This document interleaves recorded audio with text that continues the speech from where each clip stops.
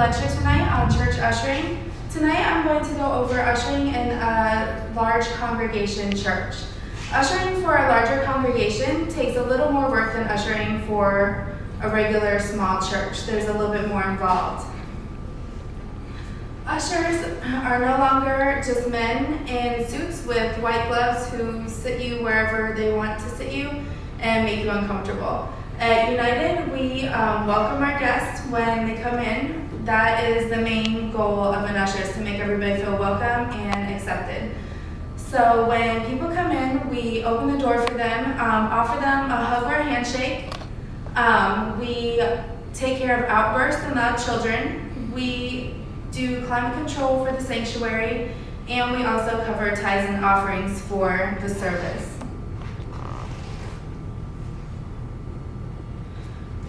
During the welcome, we open doors with a smile. Smiling is very important. It helps everybody know that they are welcome and makes them feel accepted. We offer a handshake or a hug. If somebody's not comfortable with a hug, don't tackle them, don't make them hug you. A handshake is okay, a simple smile is okay, just as long as they feel welcome and you've acknowledged that they're here.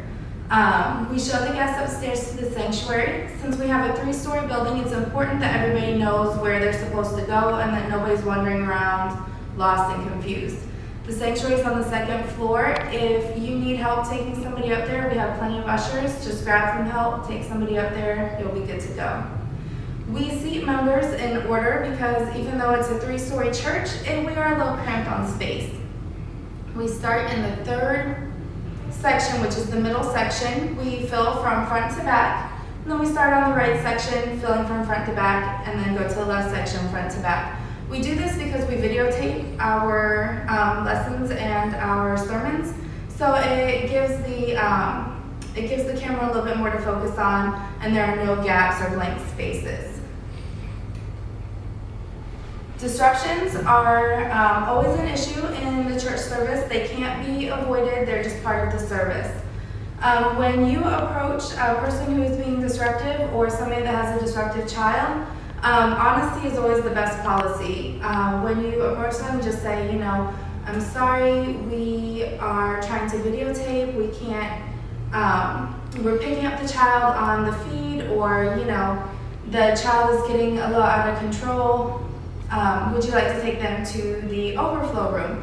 The overflow room is really comfortable. We have Wi-Fi capabilities. We have a large screen TV where you can watch the service.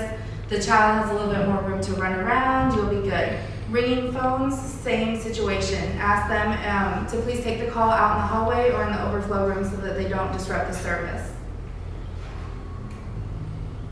Climate control is important for the service. It's something that a lot of people don't think of, but it's really important. You don't want half of the sanctuary to be like Antarctica with everybody trying to cover up, and you don't want the other half to be like the desert where everybody's trying to fan themselves and get out as fast as they can. We adjust the air conditioners and the heaters accordingly. We don't adjust it for 1 or 2 people. We adjust it when the whole area seems to be too cold or too hot. Usually a leader will be there to help you, to tell you what part is hot, what part is cold, where to make your adjustment. The stage units we don't turn on until the choir is done singing. This is really important because the choir, their voices get kind of locked up if we turn the air conditioner on. It's basically like trying to talk into a fan that's blowing right on you. It's difficult for them, so we make sure that we don't adjust anything until they're done singing. Tithes and offerings is an important part of an usher's duty.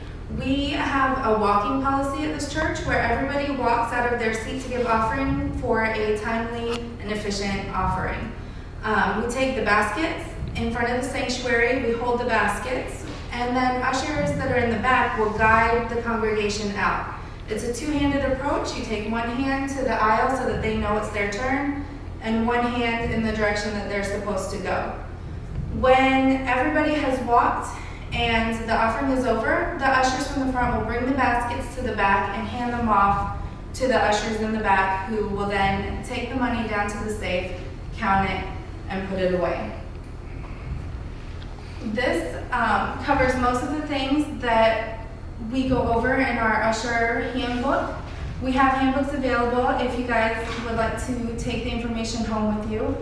To go over it, we make guests feel comfortable, we make members feel comfortable. We assist with making the sanctuary comfortable and climate controlled. We help parents with small children, making them comfortable and letting them hear the word while not being interrupted.